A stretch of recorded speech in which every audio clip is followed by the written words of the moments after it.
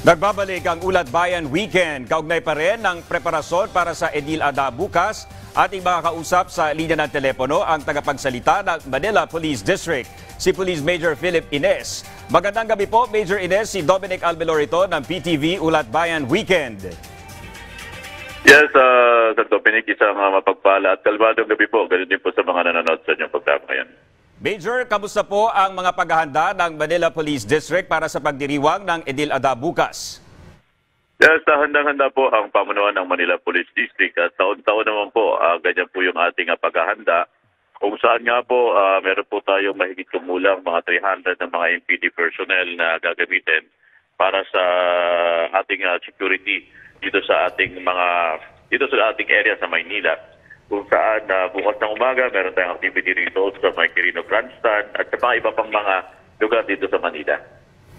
Major, ano naman po yung ginagawang koordinasyon ng MPD sa Muslim community para sa pagdiriwang po ng Edil Ada bukas? Yes, lahat po ng ating mga ginagawa dyan, yung koordinasyon natin, pumapasyal tayo sa kanilang pamunuan, sa mga mosque nila. Tuloy-tuloy po rin yung ginagawa po natin dyan at nakita naman po natin na maganda po yung ating ugnayan sa kanila.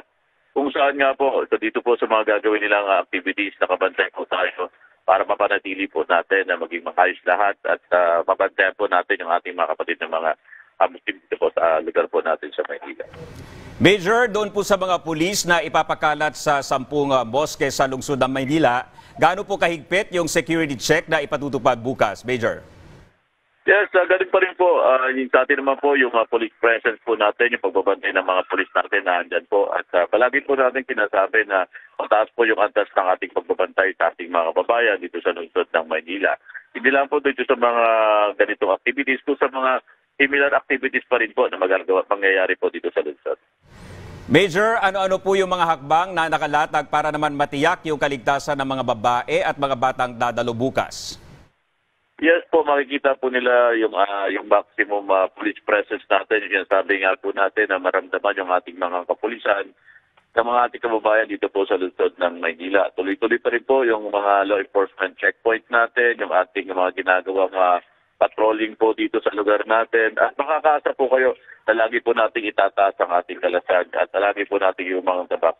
Laban po dito sa mga balak at maniligalig ng aming lugar sa Nicalan.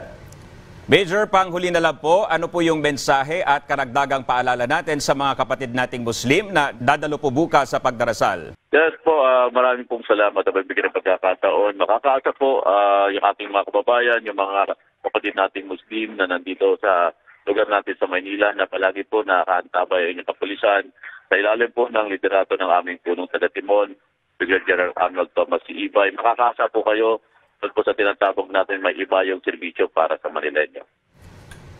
Alright, maraming salamat po, Police Major Philip Ines ng Manila Police District.